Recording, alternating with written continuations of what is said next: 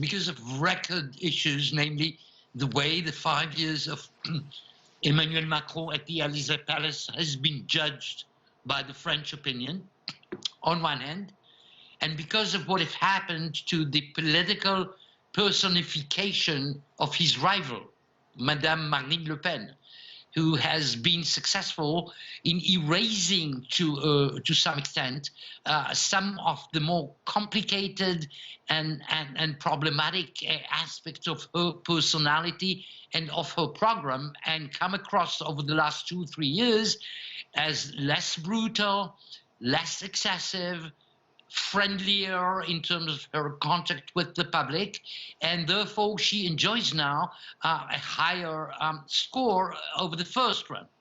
So what awaits us over the coming 13 remaining days until the second and decisive run is a rather tight competition between these two, with the international situation at Ukraine reigning at the overall situation, with a potential for some more surprises coming from outside the French scene. You mentioned the Ukraine there. How has the war in Ukraine played in this election? It had played a role about a month, 5 weeks ago, over the first 2-3 weeks, especially as some candidates, including Madame Le Pen, who is now the rival of Macron in the formal way, because of their traditional support, or at least effective approach to Russia and to President Putin in particular. But Marine Le Pen was indeed very talented in her way of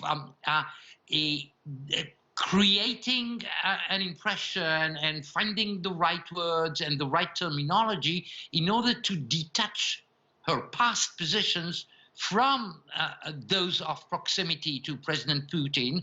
And so the damage she had suffered electorally speaking due to the war and due to the horror scenes that are now daily on every television set and social network in the Western world, so she hasn't suffered from it yet. And over the last 3 decisive weeks of the campaign which preceded today's vote, she had come back to the levels of support due to the internal issues and the proximity successful campaign that she had made, and due to which she is now in a rather good position to challenge Mr. Macron up to the last minute. Some analysts describe the possibility of a Le Pen victory constitutes a potential shock as great as Brexit or the election of Donald Trump. What would a Le Pen victory mean for Europe and the world? It would mean, first of all, to France, the very first time in peacetime, that there is a political candidate, a political person who comes from the extreme right edge of the political spectrum, who is at the Élysée Palace. I'm reminding you that the relative political power of a French president are even more extensive than those of an American president. Now, France plays always a traditional role of sort of overall orientation, if you wish, lighthouse. Sometimes the light is not that shiny, but sort of a repair, sort of a milestone on European history and on the scale of European democracies.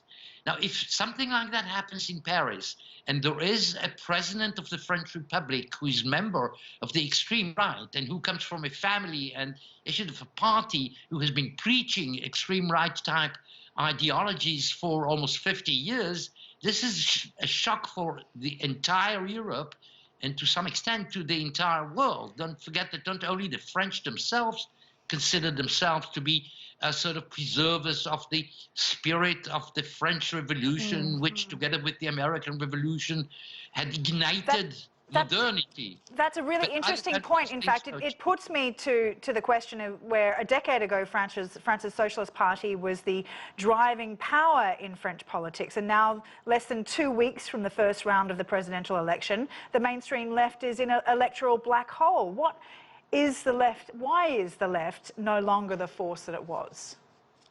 Well, because of very bitter and frustrating experience with the last 5-year mandate of the last socialist president, François Hollande, who was at the Élysée Palace between 2012 and 2017, of which the performance was really more than devastating.